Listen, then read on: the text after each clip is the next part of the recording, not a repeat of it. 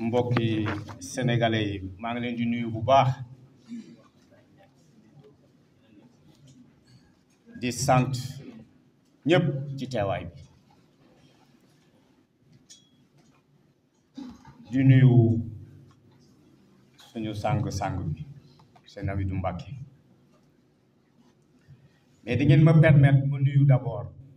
ak sant ñi nga xam ne ñooy les autorités mauritaniennes pour la simple et unique raison que ce sont seules ces autorités qui nous ont permis de nous rencontrer aujourd'hui pour la première fois dans l'histoire de la communauté sénégalaise, il faut le dire, en Mauritanie. Jamais une rencontre n'a eu lieu de genre pour échanger sur la thématique, le thème qu'on m'a confié aujourd'hui. La vie du migrant sénégalais en Mauritanie, regard croisé sur les conditions de séjour, de travail et les opportunités d'emploi. Voilà le thème qu'on m'a confié pour développer aujourd'hui devant vous. Donc, di ngeen ma permettre parce que ñu ngi yore fii sama mbokk journaliste yi nekk fi te xëy na dégguñu noonu wolof dinaa dugg ci français tuuti ma ñëw ci wolof bu baax pour ngeen mën a comprendre le tax ñu def lii. Donc ñu nuyu le chef de l'État mauritanien son excellence Mohamed Cheikh El Ghazouani moom ak son premier ministre Mokhtar Dieye et tout son gouvernement. Parce que comme je le disais tantôt ñoo ñu permettre ñoo ñu jox autorisation parce que dem nañu ci ñoom ñaanu leen ko.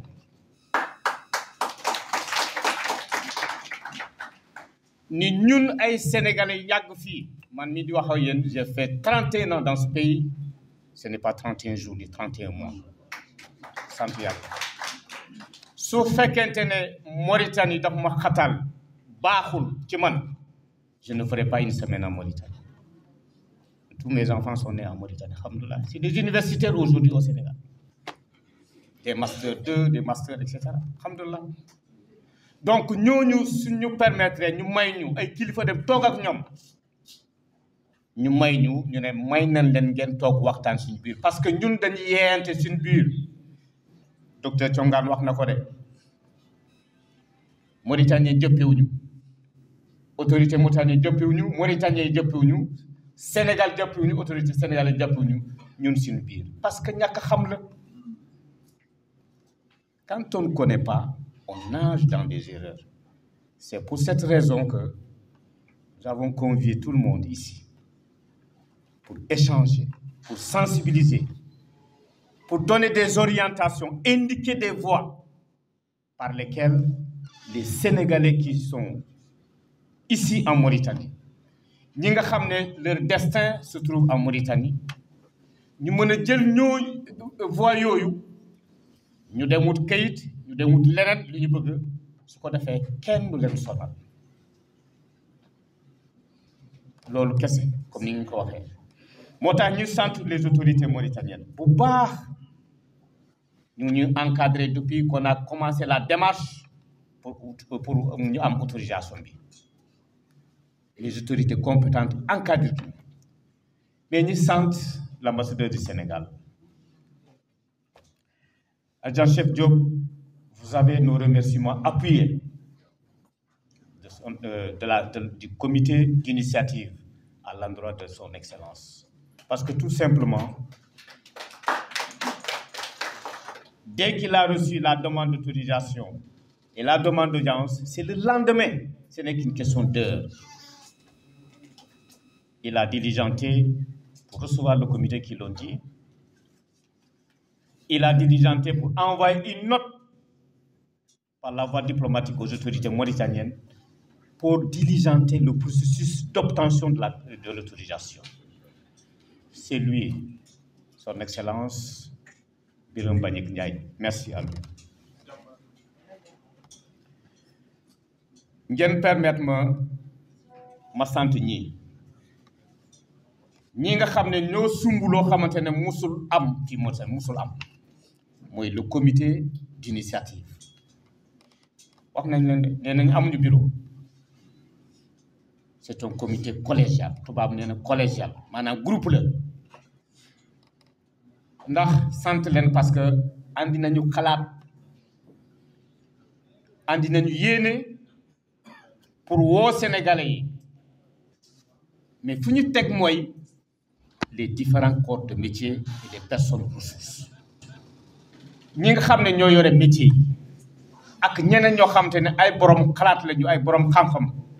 ñu woo leen diisoo ak ñoom ñu ne ñëw leen ñu waxtaan pour seet naka la ñuy def pour encadrer suñu mbokk sénégalais yi kii di góor kii di jigéen donc ku def lu mel noonu wax dëgg yàlla nga war ko sant man de sant naa la ñu dénk ma loo xamante ne moom mooy sama liggéey mooy gestu ci wàllu migration dinaa sant aussi les personnes ressources li ñuy wax les personnes ressources mooy borom xalaat yi ñi nga xam ne jegewuñu communauté yi les docteurs les architectes les opérateurs économiques ils les ont approchés pour les inviter à venir réfléchir ensemble pour voir qu'est-ce qu'on peut en tout cas mettre sur le plateau et que les Sénégalais puissent se l'approprier pour que leur vécu soit aisé en Mauritanie. C'est tout simplement ça. Mais yéen compatriotes yi que vous êtes maanaam yéen suñu mbokk Sénégalais ñu war leen sant tey dimanche la de boo teppee séeréer ak pël yi ak ñoo bëgg a reposer dimanche bëgg nañ ko lool heure yi ñu ngi nelaw mais loolu yëpp bay nañ ko ngeen bay ko ngeen ñëw pas pour seen bopp de mais ñëw ñu seet ñu diisoo ci li nga xam ne mooy tere nelaw ñu bëre est-ce que dinaa am carte de séjour fan laa koy amee est-ce que su ma amee problème police nan lay def est-ce que su ma ubbee boutique de commerce nu may def est-ce que su ma jëndee auto nan lay def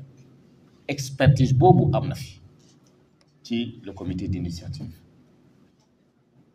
kon ñu war leen sant ci seen teewaay ma sant leen bu baax sant ñëpp nag damay ñëw wax leen lu tubaab bi di wax plan de communication bi ma war a def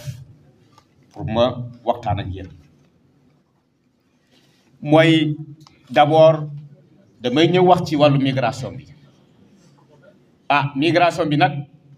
du tey de la commencé depuis suñu jamono yooyu la commencé donc li waraloon ma andi loolu dinaa leen ko wax premièrement ak li nga xam ne mooy wundu loolu yëpp dinaa ñëw wax ci wàllu enjeu migratoire yi ndax am na lu bëri loo xamante ne enjeu la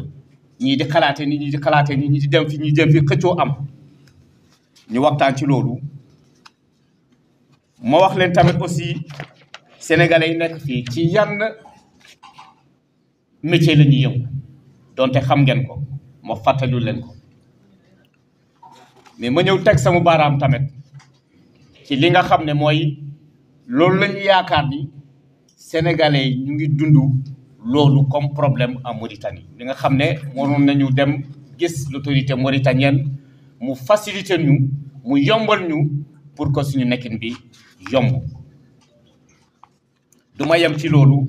dinaa leen proposer solution ci loolu problème yooyu ma yaakaar ne xëy na yooyu la ñu dund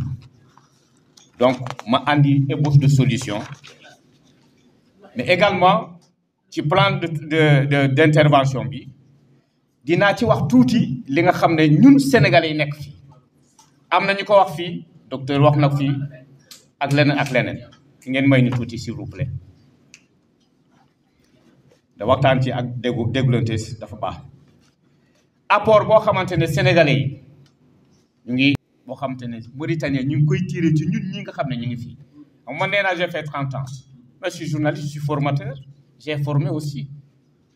certains journalistes mauritaniens j'ai travaillé avec certains journalistes mauritaniens qui quand même qui reconnaissent tant soit peu ma compétence. Je veux citer, il y a Babacar Nam de la TVM, il y a Idrissa qui est là, il y a Cham Dikalam qui est là, et les autres qui sont là, avec qui j'ai cheminé pendant des quinzaines d'années. On a travaillé ensemble. Alors, nous tout, amna li ma leen apporter mën nañ ci ko waxtaanee mais aussi ci les opportunités d'emploi ci thème bi toujours lay kii opportunité d'emploi mooy boo nekkee ci réew mi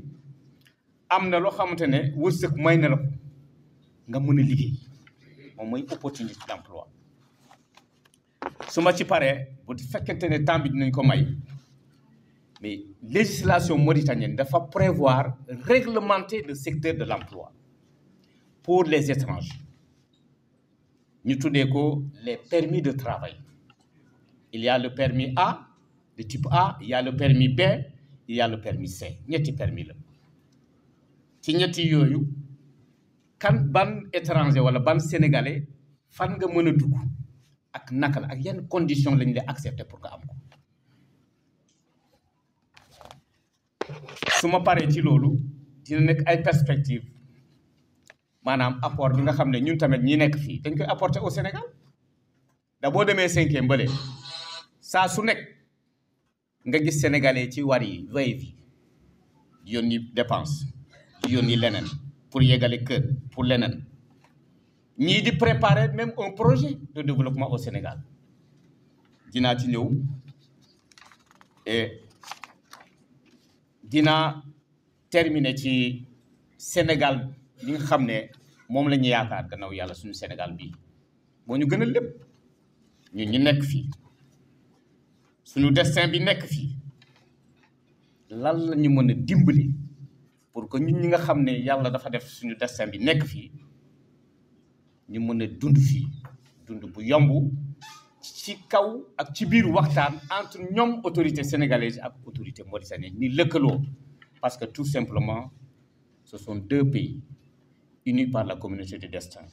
Ce sont deux pays qui font un seul peuple. Ce sont deux pays qui se partagent les frontières communes, la géographie. Ce sont deux pays qui ont partagé l'histoire coloniale. Ce sont deux pays qui partagent la culture. Ce sont deux pays qui partagent la religion, qui est aujourd'hui le ciment des sociétés. Et je dirais merci beaucoup quand je terminerai pour conclure avec peut-être une autre perspective. Une donne xaaraat encore ci comité bi ak Sénégal. Donc lii mooy sama plan waxtaan bi su ma ñëwee li may wax ni contexte et justification. Vous savez, la migration, c'est un phénomène social qui ne date pas d'aujourd'hui. Comme ni ma ko waxee ci ay jamono mais migration mooy lan mooy dem dikk ku nekk ci ñun fii da nga naan man de Thiès laa dëkk Pafal mën na Thiès laa dëkk wante ci Kayoor xaw ma ci fan laa jógee sama maam yi la jógee mais c'est ça, c'est une migration. C'est-à-dire am na fi nga jógee dem ba feneen migration nag du jóge réew ba réew maanaam nga jàll frontière ci biir réew mi ci biir réew migration la man mën naa jógee sama Ziguinchor bale dem ba Tamba j'ai migré je suis un migrant à l'intérieur du territoire sénégalais migrant la su ma demee Tamba il faut ma xool yan condition laa mën a liggéey foofu intégré foofu nekk foofu am jàmm liggéey ci biir réew mi waatuma nga jàll frontière bi alors donc ñu xam ni ñii di tukki am na lu leen waral ñu tukki mais assez souvent le plus souvent ñu ne la recherche du mieux-être ce sont des migrants économiques maanaam ñii dem pour wuti am dara tekki nee nañu lan tukki tekki ku tukki da nga wut tekki c'est ça donc ñooñu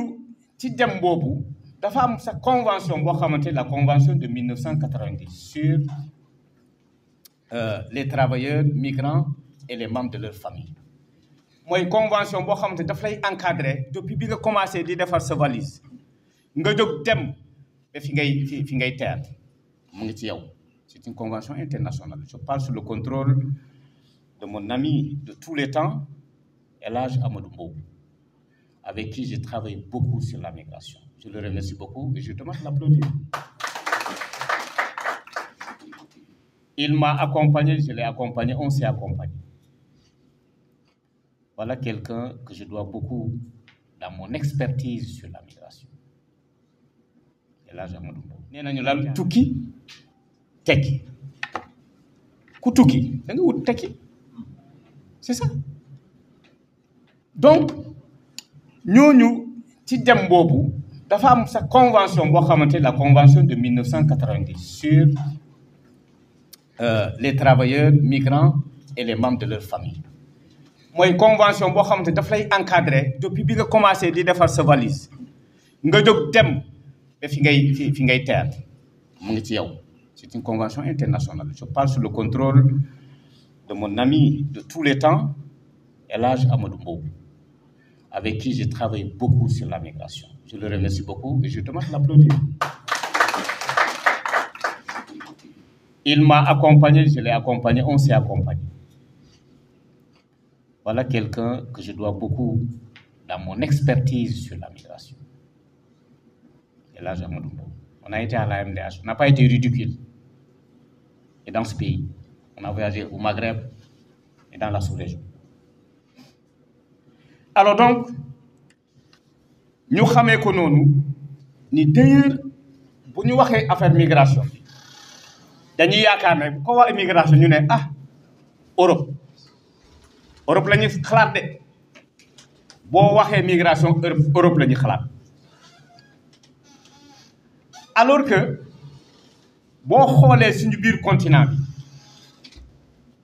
bi migration bu foofu la ëppee plus de 80 à 90% des mouvements migratoires la mobilité humaine foofu la nekk.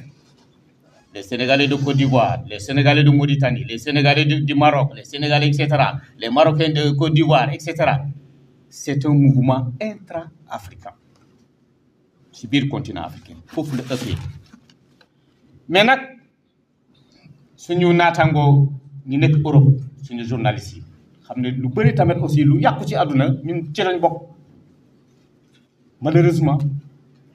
c'est parce que ñett pirogue bu ñu demee rek ñu ne africains yi ñu ngi fees Europe. Ça c'est la presse qui le fait. Ñu def ñu des clichés yoo xamante ne amuñu ko maanaam photo boo xamante ne moomuñu ko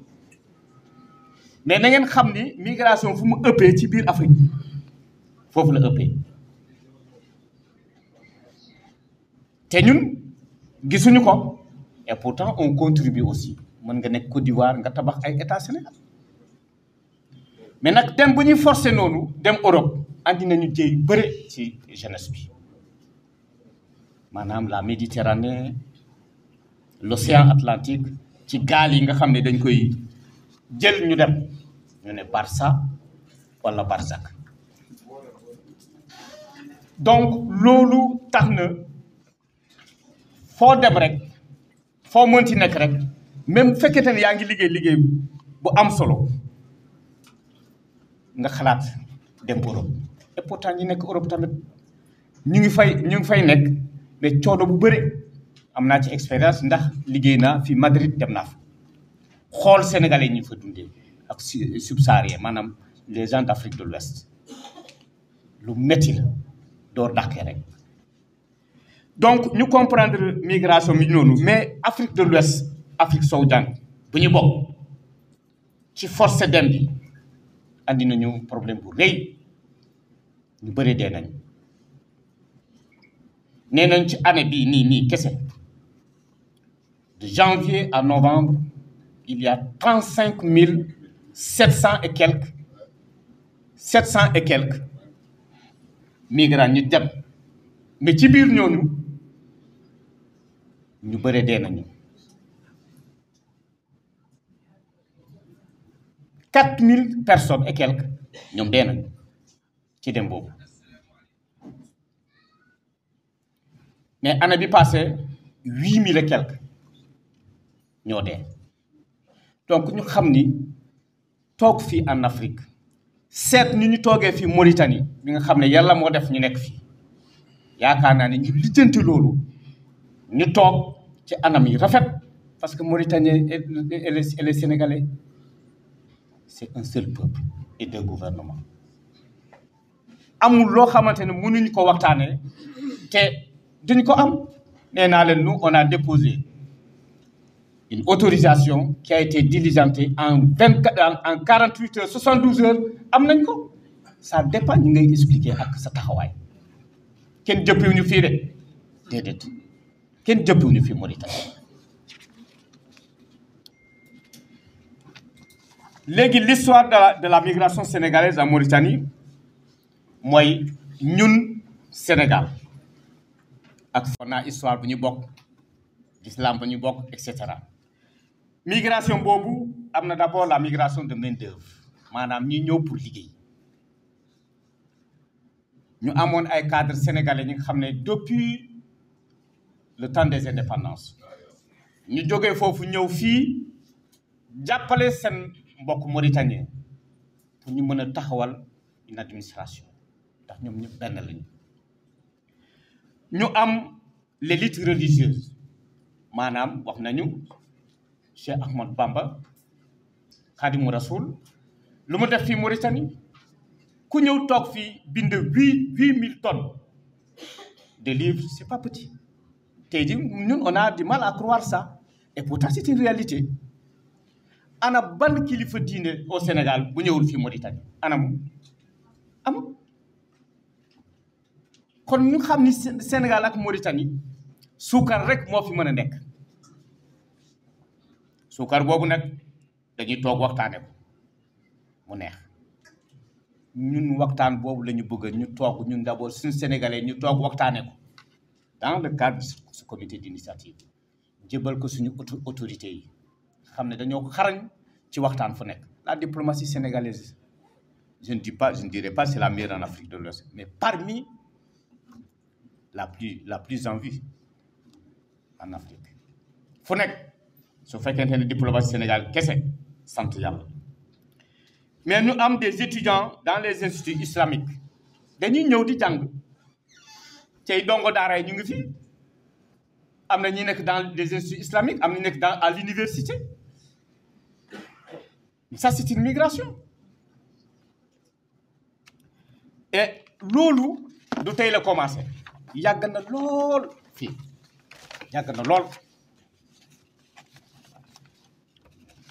alors damay gaaw parce que temps bi mën nañu dab ñu xam ni ñun boo gisee communautés yi nekk fii les communautés étrangères établies en Mauritanie elles sont plusieurs mais nous considérons que la communauté sénégalaise reste la plus importante en termes de nombre sous réserve que tey jii la communauté malienne avec le conflit malien la crise malienne tax na ba ñooñu seen réfugiés yi ñëw dooleel nañu communauté naturelle bi nekk fii nekkoon ba tax na léegi ñoom ñëw ñu dépassé et c'est parce qu'il y avait la crise malienne mais sinon à part maliens yi tey jii nous on compte parmi la communauté la plus importante mais aussi la mieux intégrée en Mauritanie dañ ko wax pour ces raisons qu'on est en train d'évoquer Idrissa Wade mi Ibrahima mi am na mbokk Sénégal kenn naa ngi ni mbokkam la il est diplomate c'est son frère les familles Kane Wane Won bi ngeen dégg Sénégal ñu ngi fii kon ngeen xam ni Mauritanie ak Sénégal mënuñu nekk leneen ils doivent vivre en symbiose maanaam kenn mënul dem bay morom c'est pas possible alors loolu facilité bu ñu am ak proximité bu ñu am c'est que li ñu sëkk lu bëri tax na ñun ñu bëri fii donc bëri boobu nag andi na ay jafe-jafe mais comme tongaan ni mu ko waxee jafe-jafe yu bëri ñàkk xam yoon rek wallaay booy dem feneen te xamloo yoon mën nga bàyyi yoon bi de nga dugg feneen te boo fa duggee rek nga fekk fa séeréer bu xiif mu reel mu yaakaar ne leneen la gis.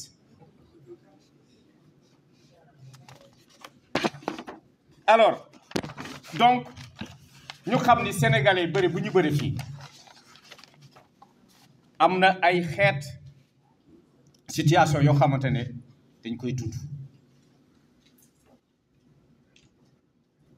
mais ñu xam ni comme ñaari dëkk yoo xamante ne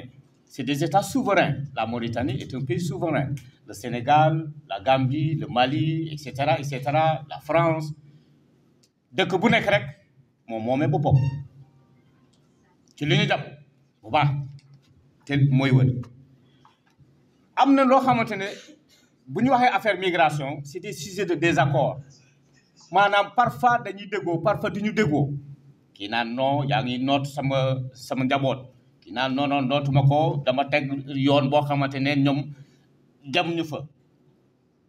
suñu fa wàccee yoon boobu rek il faut que ma teg leen li et cetera donc il y a des problèmes mais problème yooyu nag il faut que ñun ñi nga xam ne ñooy dund loolu ñu jël loolu en charge docteur Ladji kenn déglu ñoon li ñuy wax fii damay jaaraat rek jël loolu en charge weesul ñu toog waxtaan ñu yee ñeneen ñi la Mauritanie c'est l'un des pays qui a une législation vraiment extraordinaire en termes de migration loo xalaat rek teg nañ ko ci yoon ba ci trafic illicite de migrants et cetera ñii di sonal ñi gaal yi et cetera de récemment la traite des personnes et le trafic illicite des migrants c'est criminalisé am na loi bu ko criminalisé bu la jàppee dañ lay tëj ne la yaa ngi yóbbu nit ñi ci lu ñu xamul parce que bëgg nañ ñu dem yem ci géej buñ la jàppee rek ñu teg la ci yoon ne jàppale ma rek waa ambassade waa Gilles waa mbaa amoo sa mbokk fa ki xam fële et cetera parce que man kooku dañ ko jàpp ni ñu ko jàppee mu ne non xam nga dafa du la wax lu leer c'est parce que il fait partie d'un réseau de trafic de migrants et quand on te met la main sur toi tu subis la rigueur de la loi donc balaa ñu yegg foofu ñu yee nit ñi ne leen lii baaxul lii baax na boo bëggee def nii nga def nii c'est vrai on a des problèmes déglu naan démb wala barki démb le premier ministre du Sénégal Ousmane Sonko qui dit qu'il y aura la réciprocité dans le traitement des visas ku ma teg sama njaboot visa ma teg sa njaboot visa xam nga xëccoo baa ngi bëgg a ñëw pourtant yoon la su fekkee ne sama njaboot day ñëw sa kër nga koy dox ñànkataan mu lekk sama njaboot bu ñëwee sama kër ma jox ko ñànkataan kese y a que ça mais loolu aussi dafa laaj waxtaan ba ngeen di lekk ñànkataan yooyu lekkandoo ko te ñànkataan boobu du la laaj nga andi ndox nga naan ko mu jàll moo leen waxtaanee mën na nekk alors ñu xam ni ñun ñu nekk fii déplacement yi nga xam ne daf ñuy war ñu jógee foofu traversé Rosso ñu ne balaa ngay traversé Rosso am na li la xaar de nangam ñu wax les tracasseries maanaam jafe-jafe yi ñu am foofu c'est parce que ñun ñoo jóg pour ñëw fii balaa ngay dugg dafa am lu ñu lay teg ñu leen jaaral fii defal nii Sénégal naan man dama bëgg ñu gaaw parce que kii la jox ko juróomi junni rek mu lijjante ñu dem yéen ngi commencé wàcc yoon de mais demal nga xam yoon bi bu ëllëgee nga wax ko keneen mais non xam nga naaj bu ngi naate fii xam nga fii rek mooy loolu yooyu sax bu guddee sax fooy fanaan ñu bëgg lu yomb boobu moo ñuy andi lu bëri et pourtant am na leneen loo xamante ne teg nañ ko suñ ci jaaree rek mu yomb ci ñun yombul nag parce que enjeu yi toujours ñu ngi foofu et souvent état yi bu ñu bëggee en tout cas sonal nit ñi ñu ne non le problème sécuritaire est-ce que sécuritaire et cetera comme ni ma ko waxee rek il y a 46 postes frontaliers officiels je pense le contrôle de Mbow peut-être il viendra après ci li ma jàpp c'est plus maintenant yi nga xam ne seen Mauritanie ubbi na ko c'est des postes qu'on a ouverts pour que les étrangers passent par ces postes de la façon la plus légale.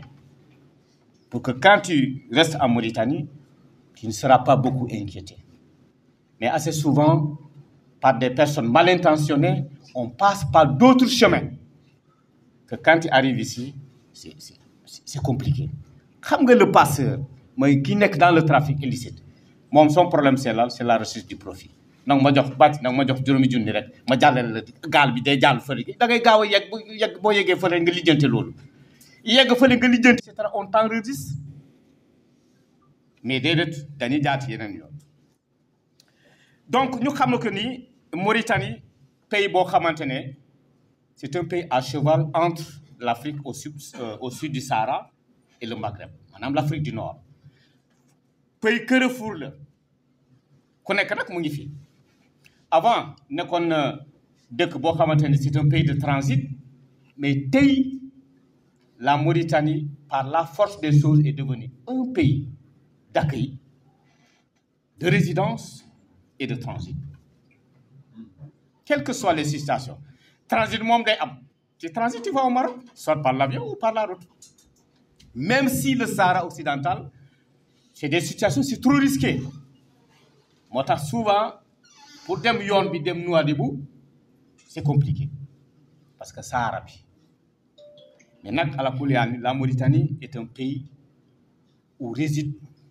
tout profil de migrants façon migrant bu nekk mi ngi fi. Loolu moo waral bi à chaque fois chaque année la Mauritanie est obligée de revoir même l'arsenal juridique maanaam ay jumtuwaay yu ñu war a teg ay xeet kaaraange yu ñu war a teg pour que ñi nekk fii ñu mën leen sécuriser les migrants en Mauritanie et ça la législation mauritanienne l'a prévu parce que tellement de personnes sont ici et de n'importe quel pays. C'est parce que il faut se dire alhamdoulilah rabbil alamin c'est un pays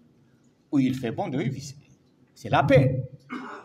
par rapport à d'autres pays où il y a des conflits de guerre, etc., etc. Mais ici, alhamdulillah. Donc, celui qui a des problèmes comme au Mali, il y a le conflit là-bas. Et les gens viennent à côté, c'est la frontière, ils viennent en Mauritanie ou ils vont au Sénégal.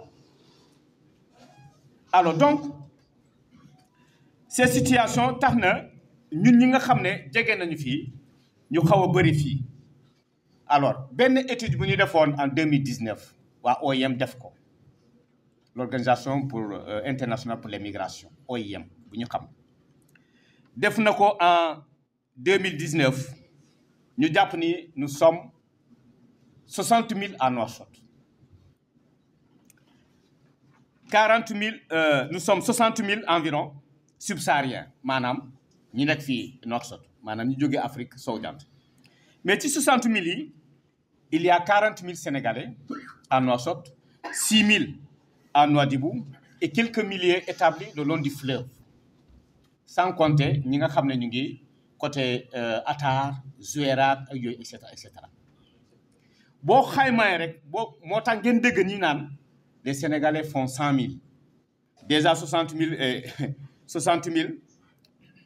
migrants ak yooyu et cetera ñu yóbbu ba 100 000 100 et quelques mille wala 130 000 mais ba tey Maliens ñoo ñu romb. Tey le ministre de l'Intérieur en septembre ci session mu amoon aussi au Parlement à l'Assemblée nee na il y a plus de 130 000 étrangers à Nouakchott. Oui, tout le monde. Nous sommes 130 000. Nouakchott kese capitale bi migrants yi nekk fii étrangers yi nekk fii 130 000 et ci compte boobu ñoom dañoo jàpp ni sénégalais yi ak maliens ñoo ci ëpp. Donc ngeen xam ni ñun ñi ñu ngi fi bëree macha allah car mais sénégalais yooyu li tax ñu bëri fii wax nañ ko la proximité la zone du fleuve on partage tout et cetera ah ku ñëw fi rek yaakaar ne moom mu ngi dëkkam. Alors mais ñu xam ni sénégalais yooyu ñu bëri dafa am fu ñu nekk di liggéey mooy les Sénégalais qui travaillent principalement dans les secteurs d'activité mooy secteurs yi Il y a le secteur du bâtiment. Sénégalais ñu ngi fa. Le secteur de l'artisanat. Le secteur du transport et de la mécanique automobile. Les travaux domestiques, madame, les femmes de ménage. Le secteur du commerce de détail. Les marchands ambulants ak ñeneen ak yenn xeet commerce.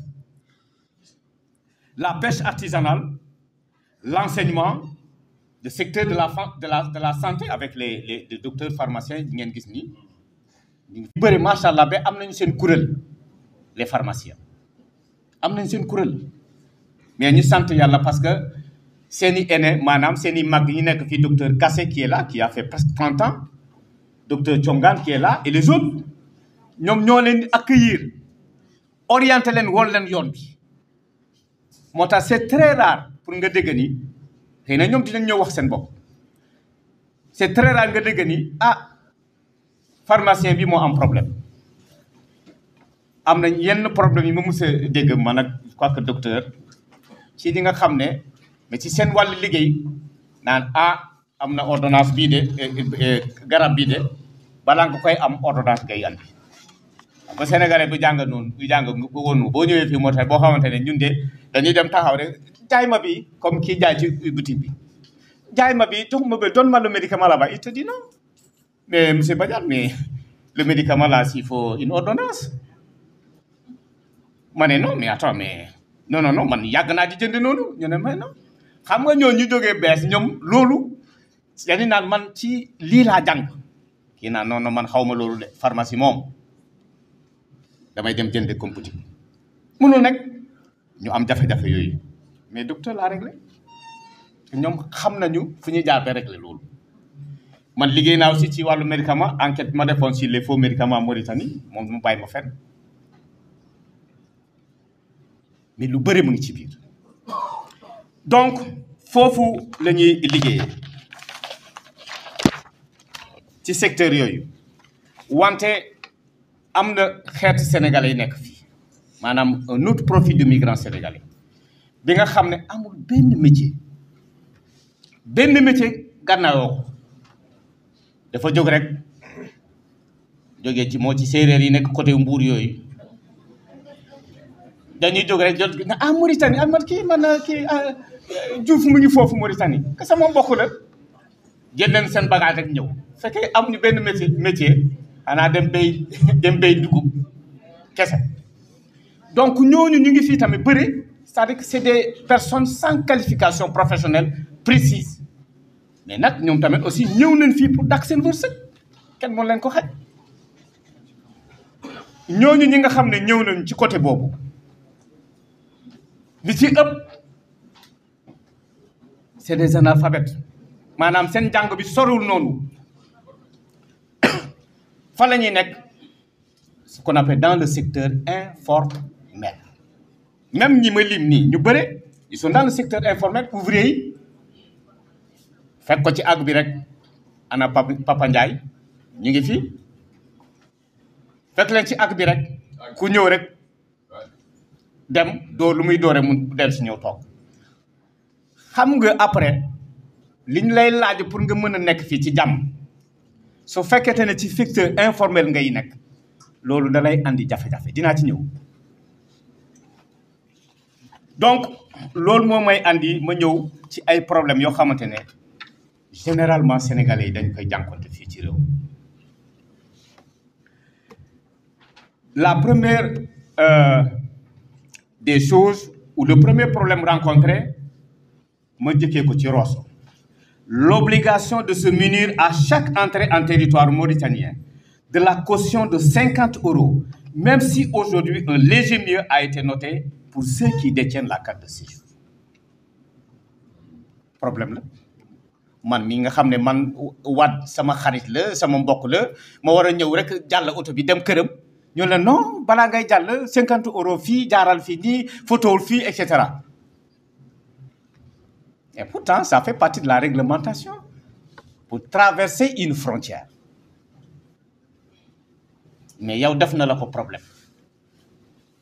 Beneen problème bi mooy depuis 2012 la Mauritanie a instauré une carte de séjour pour tous les étrangers vivant sur son territoire sans exception. Depuis lors, les Sénégalais, dont la majorité vit dans le secteur informel,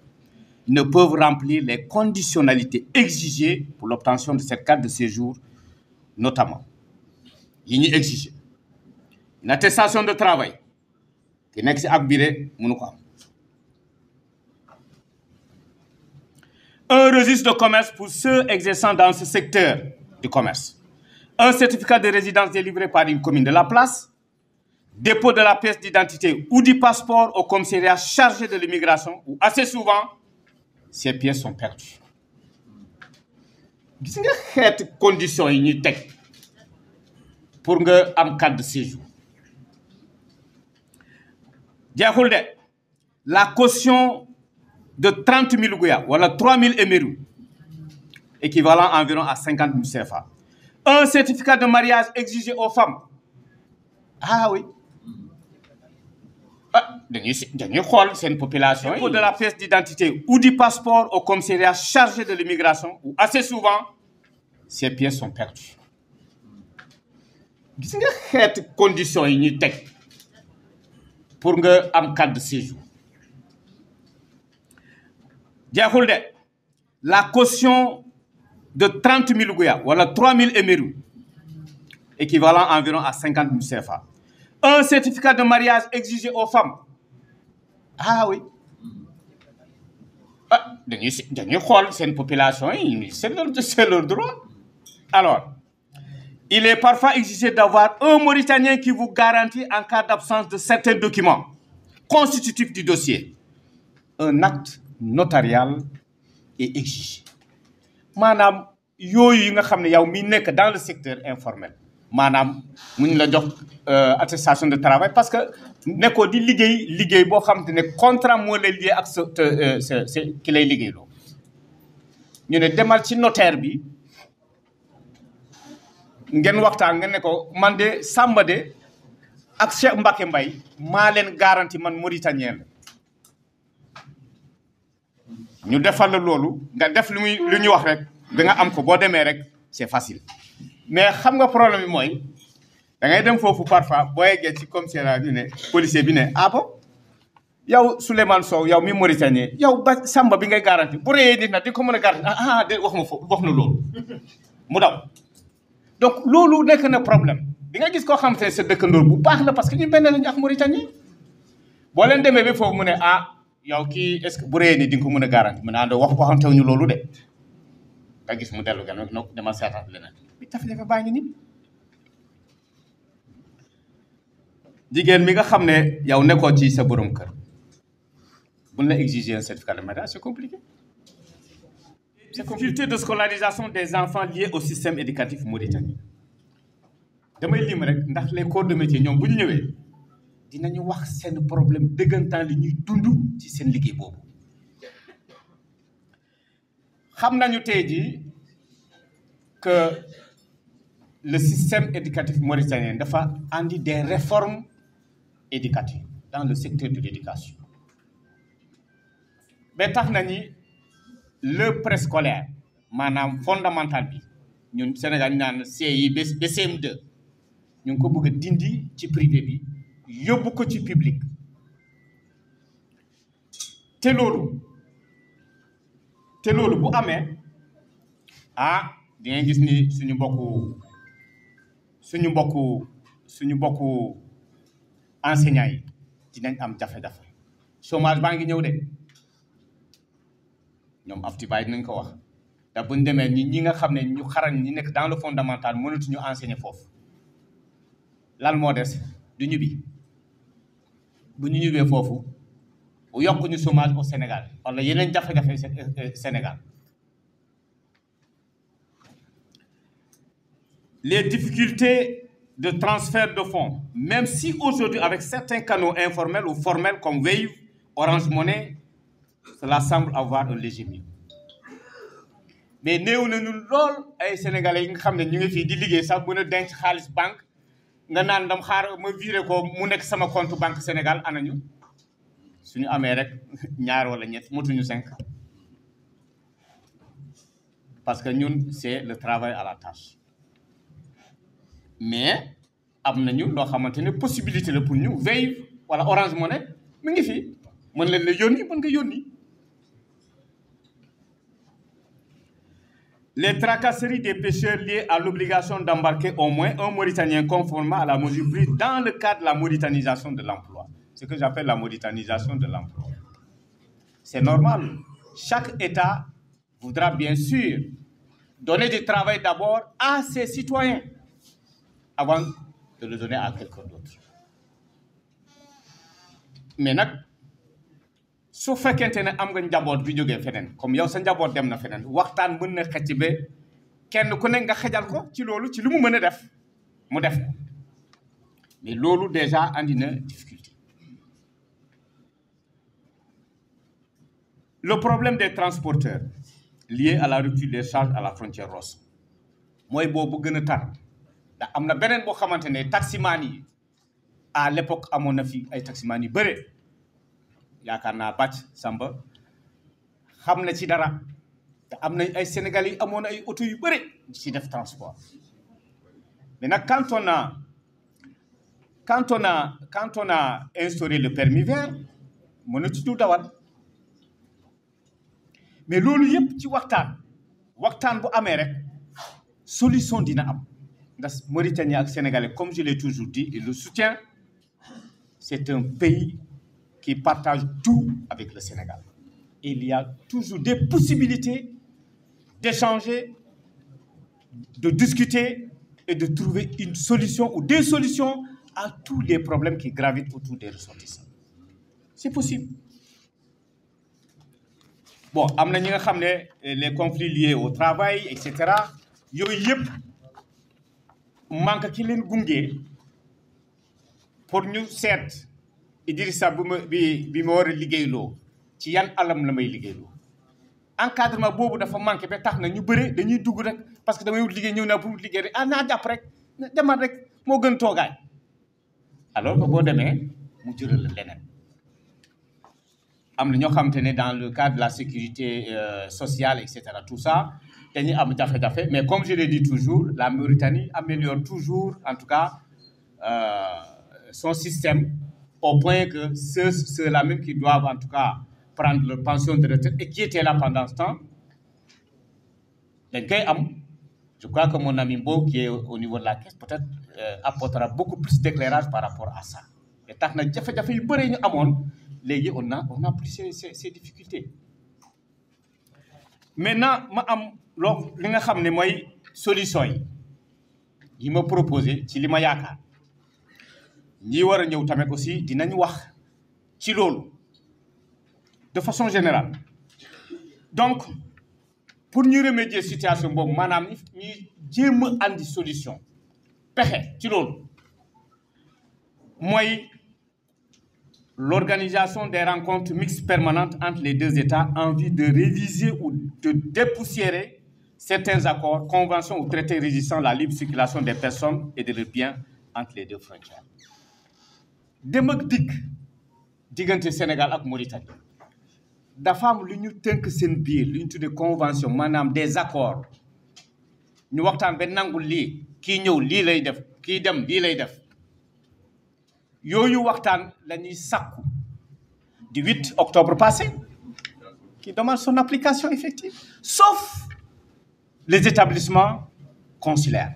on appelle les écoles consulaires l'école de France l'école française ak ñeneen turc yooyu et cetera voilà. Mais pourquoi pas ñun Sénégalais diggante Sénégal ak Mauritanie baax na tellement rafet na tellement macha allah ba tax na ñu jàpp nañ ni suñu leen ñaañee ñu may ñu autorisation ñu ubbi école sénégalaise gérée par les Sénégalais. dafa mën a nekk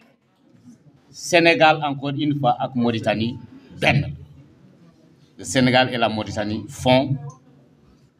un peuple et deux gouvernements. Qu'est-ce que ñu ne la révision des accords de pêche pour alléger la souffrance de nos vaillants compatriotes pêcheurs. Boo demee dans le cadre de la pêche artisanale mooy borom gaal yi ñu ngi fii pêcheurs yi dinañ ñëw wax li may wax fii yëpp corps de métier bu nekk dina ñëw faram-fàccee seen problème encore une fois ñun am ñu lu ñuy xasee ambassade Sénégal wala lu ñuy xasee les autorités sénégalaises wala lu ñuy xasee les autorités mauritaniennes d'accord alors donc da ngay gis ni loolu suñu waxtaanee rek mu mën a nekk la dotation d'un fonds conséquent destiné à l'aide sociale ñaata lañu ñu ngi ñu ne ay 100 000 150 000 sénégalais ñaata moo nekk ambassade bu dee ñun bëri nañu ku nekk bu sa bopp bu bettee rek nga daw dem foofu loolu moo tax soxna Yacine ne attention am na loo xamante ne war ñu ko def bu ñu ko defee rek gars ñu jëkk ñu mais ñu waxtaan de sorte que dinañ am suñu pexe bopp ba kenn ku nekk nga mën a boo dem fooy faju les mutuelles de santé les coopératives d'habitat pour ñibbi donc loolu mën na nekk la réinsertion pour les candidats au retour par exemple les enseignants qui demandent de réintégration de la fonction publique et l'accompagnement pour certains dont l'âge reste supérieur maanaam enseignants yi su fekkente ne on est en train de mettre en vigueur une loi boo xam daf leen di mettre en chômage est-ce que état sénégalais mënul xool ñi nga xam ne am nañu âge pour dugg fonction publique ñu recycler leen ñu dugg foofu ñi nga xam ne âge bi romb na mais ñu seet ñu leen accompagner ñu dugg dans les écoles publiques sénégalaises su fekkee ne amul possibilité fii yooyu yëpp état mën na ko l'affectation à l'ambassade du Sénégal d'un conseiller juridique kii wax na ko fii soxna Yacine wax na ko ça permet ñu accompagner sénégalais yi dans le cadre de l'emploi balaa ngay dugg feneen et cetera ñu am ki lay encadré ni lii la mais wax na fi lu am solo conseil juridique mu nekk ambassade Sénégal dina dimbali lool sénégalais yi l'octroi des bourses d'études pour les étudiants inscrits à l'université de Nouakchott et dans les instituts islamiques l'exemption de la devise pour ceux-là et la valorisation des diplômes des étudiants en langue arabe donc daara yi nekk fii fu nekk ñii nekk dans les instituts islamiques diplôme yooyu il faut que état sénégalais yi aussi reconnaître leen bu njàng bi pare ñu dem nekkaat encore di def leneen mais ñu may leen bourse c'est possible ñu may leen bourse comme bourse ñu jox étudiants yi fële ñu may leen bourse dem leen si ndongo daara yi nekk si àll bi ñu bëri ñu ngi fi dund bu ñuy dund foofu du doy waaru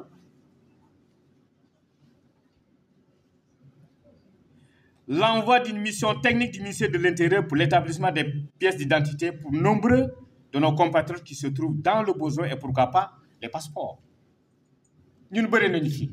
parfois ku nekk Zouérate wala Atar carte d'identité bu jeexee daf koy jafel pour mu bay liggéey foofu ñëw ba fii remonter waat débat mais ñu ñaan état bi mu envoyé une mission technique ministère de l'Intérieur ñëw ambassade ñu defal ñu carte d'identité yi wala ñu may ñu même passeport c'est bien possible.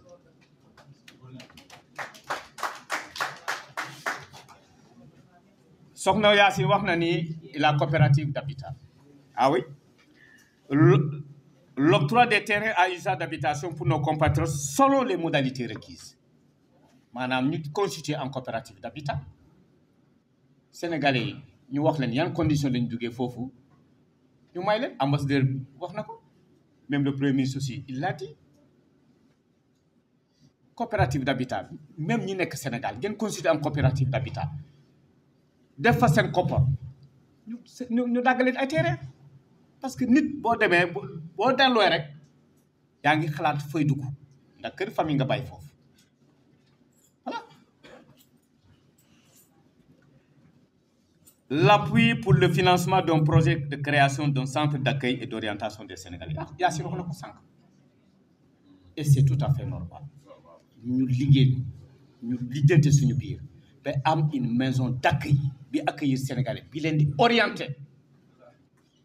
avec l'appui de l'ambassade mais c'est bien possible. Le financement des groupes féminins à l'image des projets que bénéficient leurs compatriotes restés au pays soxna Aïda Mbodj je crois que mu yore DER la yor je pense mu ngi dem fépp ci Sénégal di faciliter femmes yi ñu am des projets mais ñu baaxee ñu suñu femmes yi nga xam ne léegi macha allah projet yooyu bu ñu ñëwee fii ñu am ci anam yi ñu koy teg suñu jigéen ñi xam ne dañoo jàmbaare ñu fas am jom fii mën nañu dugg ci loolu am projet liggéey c'est important. La création d'une mutuelle de santé, d'épargne et de crédit pour mieux préparer le retour et l'insertion, comme l'a dit Sokhna Yacine. Donc voilà solution yi nga xam ne ci problème yi ma lii moo noonu yii laa jàpp ni solution na am léegi de façon très ramassée ñun li ñu apporté Mauritanie mooy ki nekk fii mooy ouvrier mooy métier bu yëngu yaa ngi liggéey ak Mauritanien wala liggéey loo Mauritanien xam-xam bi nga am yaa ngi koy jox bâtiment yi ngeen di liggéey et cetera apport leen anti ak yenn secteur d'activité économique sénégalais les pêcheurs mais li ñuy dugal ci économie Mauritanie yu bëri na ak yeneen ak ñeneen ak ñeneen.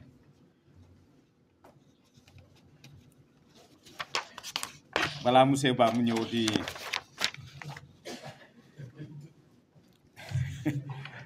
ma tëb lu bëre alors loolu la ñuy wax le transfert de compétences mu ñëw di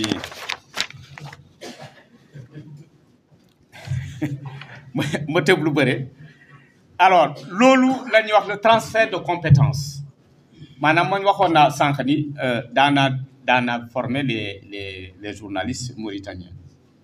les jeunes journalistes c'est ça non le club des jeunes journalistes voilà donc nga xam ne ñun ñi nga xam ne ñoo leen jiitu am tuuti xam-xam dañ koy baaxale rek échanger suñu savoir-faire notre compétence ñu jox leen ko donc loolu étranger la migration aussi c'est ça hein? On contribue à l'économie du pays. Le migrant c'est pas celui aussi qui apporte le malheur hein, ou les maladies ce que l'on pense ou qui vient peut-être prendre le pain du citoyen mais non mais loolu liggéey la conscientisation boo xamante ne mën nañ ko def ci les nationaux ba ñu xam ko ni Badiane mi ñëw rek am na lu mu mën a apporter am na lu mu mën a kii et cetera c'est important donc léegi boo gisee dans l'opportunité des emplois donc waxoon naa ni sànq ni il y a ce qu'on appelle la mauritanisation de l'emploi maanaam l'emploi d'abord aux Mauritaniens loolu am na ba tax na ñu bëree kenn ku nekk fi nga yëngu da ngay yëg ni chance liggéey bi mu ngi bëgg a wàññeeku les opportunités d'emploi sont plus ou moins réduites les pêcheurs on parle de la loi de 2017 ils sont là nga xam ne ñu ne tolérance zéro la loi de 2017 c'est la pêche ak yeneen xeetu loi la loi sur de 2022 023 sur les réformes éducatives yooyu yëpp mais loolu yaakaar naa mu kenn tiit man de tiitu waxtaan bu amee diggante Sénégal ak Mauritanie saafara kese lay andi diggante bi kese même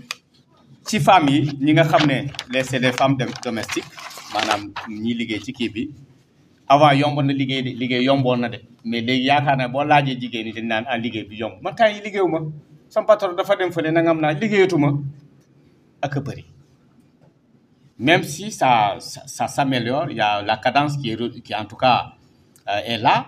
mais aussi li nga daan am di ñu jël nga ñu fay la peut-être 30 000 ba 40 000 boo bëggee 20 000 moo fi nekk rek 25 000 nga bokk yow rek ma jël malien bi nekk fii kese donc ce sont des opportunités d'emploi qui sont réduites ñi nekk dans le secteur du bâtiment aussi c'est comme ça parfois ñu jox le bâtiment boo xam ne non tu prends ça des peintre la wala et cetera tout ça et tout ça c'est des opportunités réduites bon dinaa tëb les types de permis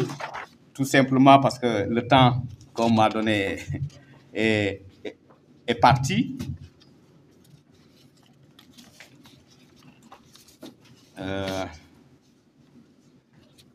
la législation organisation oui d'accord voilà on m'a dit que pour la législation du travail bon les permis de travail dinañ organiser dans le cadre du comité d'initiative benn séminaire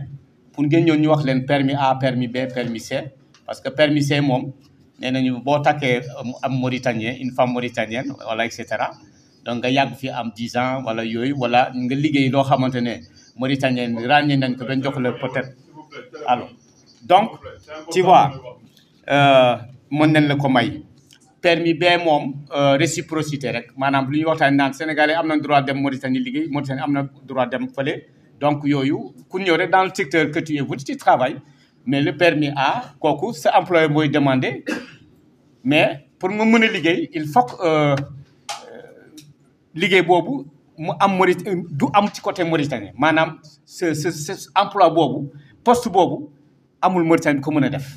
lu dul yow Pape Fall kese ñu doog la ko jox pour 1 an seulement doon ko la une fois mais loolu buñ ci amee vraiment séminaire bi dinañ ci ñëwaat bu baax. 3 yooyu rek la yem de. Hein? 3 permis seulement A B et C. Après séminaire bu ñëwee rek dinañ ci dem bu baax pour vous dire que le comité d'initiative dafa am des ambitions pour aider encadrer les Sénégalais c'est dans ce cadre-là. Alors donc loolu tax na ñun ñi nekk fii Sénégal donc di nekk ay sénégalais alors di apporter aussi lu bëri ci côté Sénégal comme ni ma ko waxoon sànq rek mooy da ngay apporter dimbali sa famille mais aussi boo la dimbalee nga am taxawaay tuuti ci côté finance nga commencer un projet gannaaw bi nga tabaxee kër gi ak yooyu parce que lu lañ xalaat dimbali famille bi am kër pour nga prévoir ce retour après kër gi projet bi ngay teg ak yooyu et cetera donc ça on va contribuer au développement du Sénégal ci li ñu jëlee fii. alors donc loolu tax na Sénégal war nañu mën a taxaw ci lii yëpp pour ñu mën a en tout cas am un séjour aisé bu ñu permettre vraiment ñu mën a def le liggéey bi comme ni war wala ñu mën a dund fii. alors ma conclure nag en définitive plus de 3 décennies après la réouverture des frontières on peut affirmer sans jambage que les franchis des étapes significatives comme l'attestent nonobstant les difficultés évoquées plus haut la forte présence de nos compatriotes dans les principales villes de Mauritanie. Nous pensons à coup sûr que beaucoup de choses vont et pourront changer. Car la Mauritanie et le Sénégal sont 2 peuples unis par la communauté des destins depuis la nuit des temps. Depuis lors, nos compatriotes sont présents dans ce pays pour diverses raisons. Certains d'entre eux y vivent et constituent aujourd'hui le 3e âge qui mérite une assistance de la part de l'État du Sénégal pour le retour au bercail. Les Sénégalais attendent et nourrissent beaucoup d'espoir pour une amélioration substantielle de leur vécu et leur quotidien dans ce pays qui est la Mauritanie, leur 2e patrie. Je vous remercie. En wolof nee na boo xoolee ci li ma wax yëpp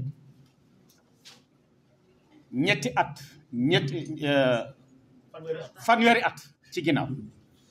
depuis Sénégal ak Mauritanie ñu reprendre ces relations après le douloureux événement de 89 lu bëri jaar na fi am na amélioration ci relation yi ba tax na sénégalais yi bëri nañu fi nekk fu nekk ci réew Mauritanie donc ñu jàpp ni loolu sénégalais nekk fii kenn ku nekk yaa xam li andi fi mais lu ñu andi fi nous sommes des migrants économiques yaakaar naa ni Sénégal amul problème politique boo xamante ne dafay jaral ay réfugiés fii am ñu ko fii donc jàpp nañ ni am na ñu bëri ñoo xamante ne yàgg nañ fi ba ci am ay famille ba ñu tuddee les 3e âge ñooñu war nañu am dimbal état bi ñu jàppale leen soit pour seen nekkin fii wala ñu jàppale leen pour ñu retourner au pays mais sénégalais ñu ngi xaar lu bëri ci état bi pour que mu am amélioration gannaaw bu mu waree waxtaan ak Mauritanie ci nekkin sénégalais fii pour que en tout cas lu bëri changer ci biir nekkin parce que on rentre dans ce qu'on appelle le vivre ensemble entre le Sénégalais et le Mauritanien fii mooy suñu ñaareel réew merci beaucoup